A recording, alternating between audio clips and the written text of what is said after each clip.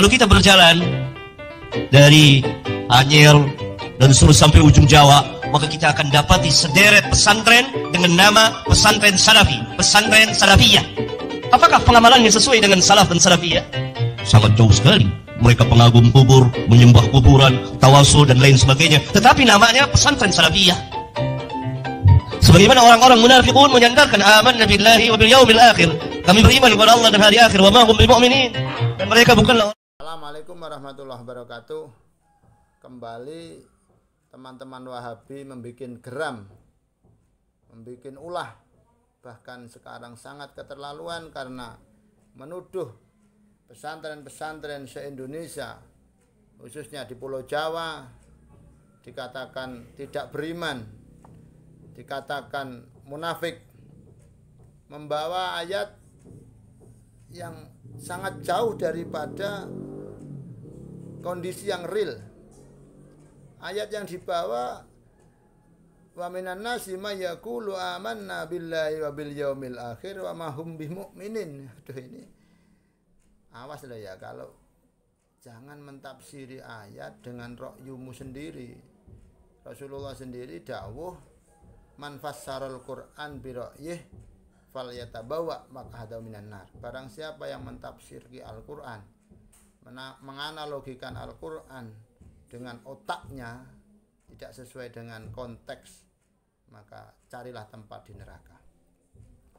Loh, itu kan ayat untuk orang munafik. Setelah ayat menerangkan orang-orang kafir, ada lagi ayat tentang orang-orang munafik mengaku iman pada Allah, mengaku iman kepada hari akhir, tapi sebenarnya mereka tidak beriman. Terus kaitannya apa dengan pesantren-pesantren yang mengejarkan mulai dari iman, Islam, ihsan? Kaitannya dengan pesantren apa?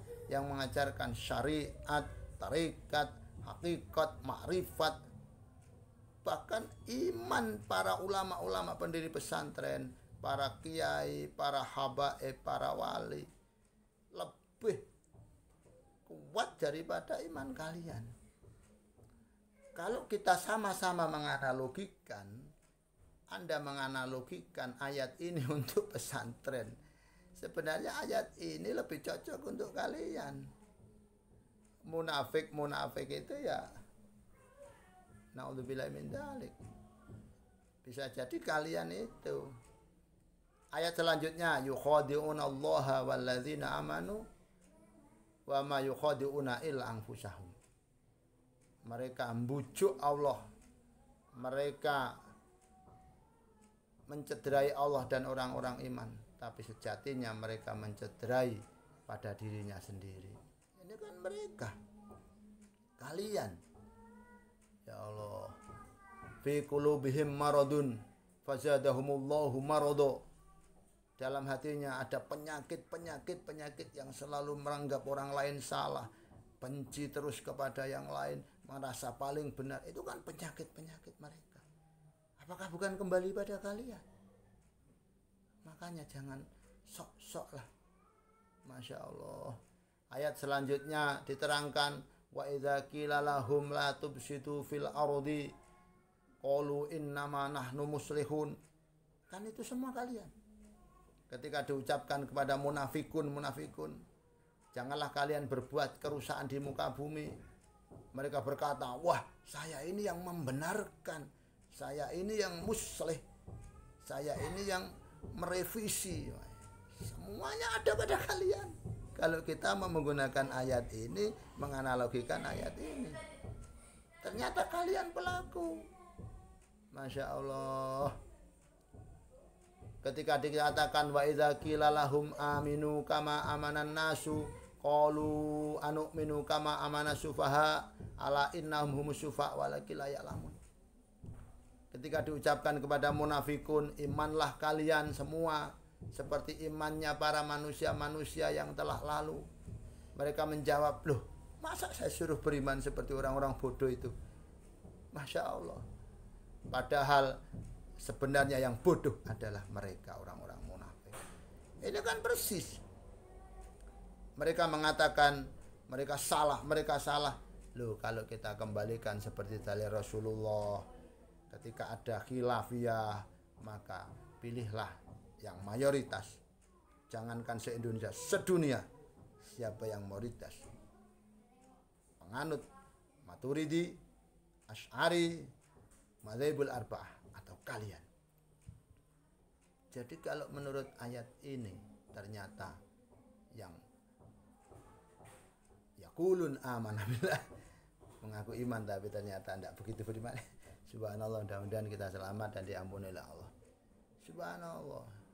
Pesantren dengan label salafiyah dikatakan tidak sesuai dengan ajaran as-salafun as-salih. Di mana yang tidak sesuai? Karena hanya mengajarkan menjalankan ziarah kubur. Loh, ada apa dengan ziarah kubur? Kan ada dalilnya ziarah kubur. Rasulullah menyuruh ziarah kubur setelah ada pelarangan karena masih lemah. Kau tidak tahu konsekuensi amar, perintah setelah larangan. Kemana? Kalau tidak wajib, yakni kepada istihsan, baik, sunnah. Kami tidak menyembah kubur. Kami itu ziarah. Karena apa? Napak tilas, menteladani, tadzakuril maut, ingat mati, tabarruk untuk ngalap berkah para wali, tawassul untuk mengambil tangga keramah dan taatnya, takwanya para wali untuk ajat-ajat kami. Bagi kami la farqa bainal hayat wal mamat, tidak ada beda antara yang hidup dan yang mati.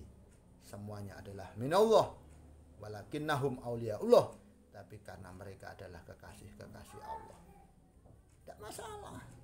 Kami ketika ditanya seluruh penziarah-penziarah di wali, para ulama, ketika ditanya Tuhanmu siapa? Allah. Tidak menjawab kubur. Kau minta kepada siapa? Allah. Tidak minta kepada kubur. Terus di mana masalahnya? Yang kami baca juga la ilaha illallah, tauhid. Yang kami baca juga ayat-ayat Al-Quran. Ada apa? Ziarah kubur diperintah, bacaan-bacaan zikir diperintah, tahlil diperintah. Karena kami bertawasul. Kan ada ayat yang memerintahkan kita bertawasul. Hadis Rasulullah juga menceritakan 4 orang di dalam gua tercepit batu. Mereka bertawasul dengan amal mereka sendiri. Kalian kurang baca, kalian kurang luas, kalian terlalu sempit. Jangan kau bawa Islam menjadi sempit gara-gara kesempitan otak dan ilmu kalian.